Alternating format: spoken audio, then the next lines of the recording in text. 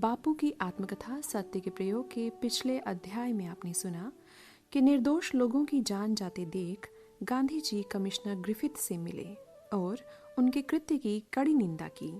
दोनों में वैचारिक मतभेद के चलते काफी बहस भी हुई। उपद्रव की जिम्मेदारी गांधी जी के सर डाल दी गई।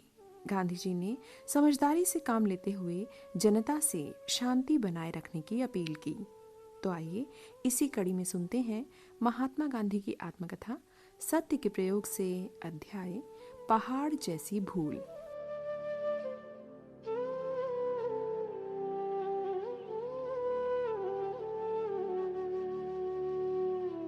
अहमदाबाद की सभा के बाद मैं तुरंत ही नडियाद गया। पहाड़ जैसी भूल नामक जो शब्द प्रयोग हुआ है, उसका उपयोग मैंने पहली बार नडियाद में किया। अहमदाबाद में ही मुझे अपनी भूल मालूम पड़ने लगी थी, पर नडियाद में वहां की स्थिति का विचार करके और ये सुनकर कि खेड़ा जिले के बहुत से लोग पकड़े गए हैं, जिस सभा में मैं घटित घटनाओं पर भाषण कर रहा था, उसमें मुझे अचानक ये ख्याल आया कि खेड़ा जिले के और ऐसे दूसरे लोगों को कानून का सविनय भंग करने के लिए निमंत्रित करने में मैंने जल्दबाजी की भूल की और वो भूल मुझे पहाड़ जैसी मालूम हुई। इस प्रकार अपनी भूल कबूल करने के लिए मेरी खूब हंसी उड़ाई गई। फिर भी अपनी इस स्वीकृति के लिए मुझे कभी पश्चाताप नहीं हुआ। मैंने हमेशा ये माना है कि जैसे हम दूसरों के गज जैसे दोषों को रजवत मानकर देखते हैं और अपने रजवत प्रतीत होने वाले दोषों को पहाड़ जैसा देखना सीखते हैं, तभी अपने और पराये दोषों का ठीक ठीक अंदाजा हो पाता है। मैंने ये भी माना है कि सत्याग्रही बनने की इच्छा रखने वाले को तो इस साधारण नियम का पालन बहुत अधिक सूक्ष्मता के साथ करना चाहिए। अब हम ये देखें कि पहाड़ जैसी प्रतीत होने वाली वो भूल क्या थी। कानून का सविनय भंग उन्हीं लोगों द्वारा किया जा सकता है जिन्होंने विनयपूर्वक और स्वेच्छा से कानून का सम्मान किया हो। अधिकतर तो हम कानून का पालन इसलिए करते हैं कि उसे तोड़ने पर जो सजा होती है उससे हम डरते हैं, और ये बात उस कानून पर विशेष रूप से घटित होती है जिसमें नीति अनीति का प्रश्न नहीं होता। कानून हो चाहे ना हो, जो लोग भले माने जाते हैं वे यकायक कभी चोरी नहीं करते।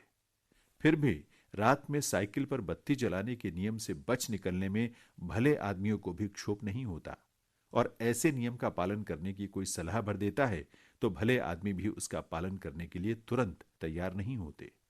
किंतु जब उसे कानून में स्थान मिलता है और उसका भंग करने पर दंडित होने का डर लगता है, तब दंड की असुविधा से बचने के लिए वे रात में साइकिल पर बत्ती जलाते हैं। इस प्रकार का नियम पालन स्वेच्छा से किया हुआ पालन नहीं कहा जा सकता। लेकिन सत्याग्रही समाज के जिन कानूनों का सम्मान करेगा, वो सम्मान सोच समझकर स्वेच्छा से सम्मान करना धर्म है ऐसा मानकर करेगा। जिसने इस प्रकार समाज के नियमों का विचार पूर्वक पालन किया है, उसी को समाज के नियमों में नीति अनीति का भेद करने की शक्ति प्राप्त होती है, और उसी को मर्यादित परिस्थितियों में अमुक नियमों को तोड़ने का अधिकार प्राप्त करने से पहले मैंने उन्हें सविनय कानून भंग के लिए निमंत्रित किया। अपनी ये भूल मुझे पहाड़ जैसी लगी, और खेड़ा जिले में प्रवेश करने पर मुझे खेड़ा की लड़ाई का स्मरण हुआ और मुझे लगा कि मैं बिल्कुल गलत रास्ते पर चल पड़ा हूं। मुझे लगा कि लोग सविनय कानून भंग करने योग्य बने, इससे पहले उन्हें उसके गंभीर रहस्य का ज्ञान होना चाहिए। जिन्होंने कानूनों को रोज जानबूझकर तोड़ा हो, जो गुप्त रीति से अनेक बार कानूनों का भंग करते हों, वे अचानक सविनय कानून भंग को कैसे समझ सकते हैं, उसकी मर्यादा का पालन कैसे कर सकते हैं। ये तो सहज ही समझ में आ सकता है कि इस प्रकार की आदर्श स्थिति तक हजारों या लाखों लोग नहीं पहुंच सकते। किंतु यदि बात ऐसी है तो सविनय कानून भंग कराने से पहले शुद्ध स्वयं सेवकों का एक ऐसा दल खड़ा होना चाहिए जो लोगों को ये सारी बातें समझाए और प्रतिक्षण उनका मार्गदर्शन करे। और ऐसे दल को सविनय कानून भंग तथा उसकी मर्यादा का पूरा पूरा ज्ञान होना चाहिए। इन विचारों से भरा हुआ मैं बंबई पहुंचा और सत्याग्रह सभा के द्वारा सत्याग्रही स्वयंसेवकों का एक दल खड़ा किया। लोगों को सविनय कानून भंग का मर्म समझाने के लिए जिस तालीम की जरूरत थी, वो इस दल के जरिए देनी शुरू की और इस चीज को समझाने वाली पत्रिकाएं निकाली। ये काम चला तो सही, लेकिन मैंने देखा कि मैं इसमें ज्यादा दिलचस्पी पैदा नहीं कर सका। स्वयं सेवकों की बाढ़ नहीं आई। ये नहीं कहा जा सकता कि जो लोग भर्ती हुए उन सब ने नियमित तालीम ली। भर्ती में नाम लिखाने वाले भी जैसे जैसे दिन बीतते गए वैसे वैसे दृढ़ बनने के बदले खिसकने लगे। मैं समझ गया कि सविनय कानून भंग की गाड़ी मैंने जो सोचा था उससे धीमी चलेगी।